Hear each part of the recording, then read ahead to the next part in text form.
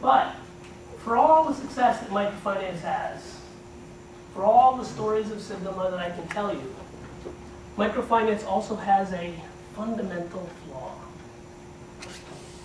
a fatal error. And that is that it hasn't been able to scale to large numbers. Across India, across the world, there are 3 billion people living at less than $2 a day. It's about 600–700 million families. If you combine all the thousands of microfinance institutions together, they reach maybe 100 million, maybe 150 million. What, 15–20% of the market?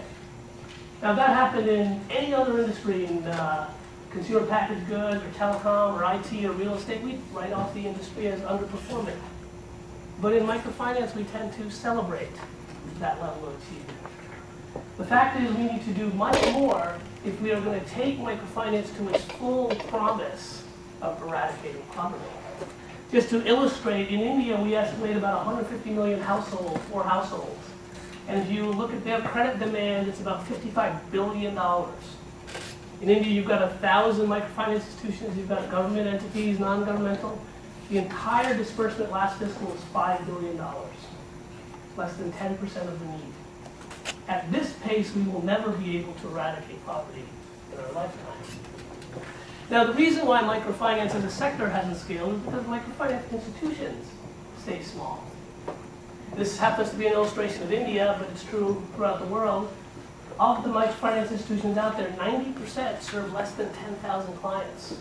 It's working in 100 villages, 200 villages, and only 2% are greater than 100,000 clients. In order to ramp up microfinance institutions have to get larger. And there's 3 reasons why microfinance institutions haven't been able to scale. The first is the lack of access to capital. After all, most of these microfinance institutions to this day continue to be nonprofits, NGOs, that depend on grants or subsidized funds. They simply don't have access to the kind of capital that's needed. The second problem is capacity. Most microfinance institutions never develop the systems to reach out to millions. They think in thousands or 10,000s. And the third is the high cost of doing microfinance, because at the end of the day, what are we doing? Giving a large number of $100 loans, collecting dollar repayments, and the high cost of doing that. Now, these 3 problems of scaling hit home to me prior to starting SKS.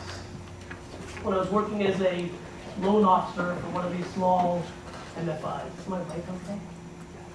When I was working as a loan officer for one of these small MFIs, and I would go out and give loans and collect repayments and see the impact. And a woman from a more remote village came to me once and asked if we could start in her village. She was clearly quite poor, emaciated, torn salary, but had that spark in her eye that many poor entrepreneurs do. So I went back to my directors and I said, can we start here? And they said 2 things. They said, well, we don't really have funds. The grant cycle is coming to an end. And even if we do have funds, we're not sure if we can scale much beyond the 200 villages that we're currently working in. So I went back and I told this woman, here's the problem, we're not able to scale.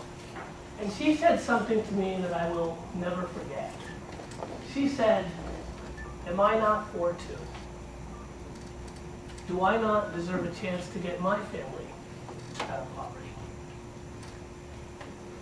She wasn't asking for a dole, wasn't asking for a handout. She was simply asking for an opportunity. And her question seemed to me absolutely right.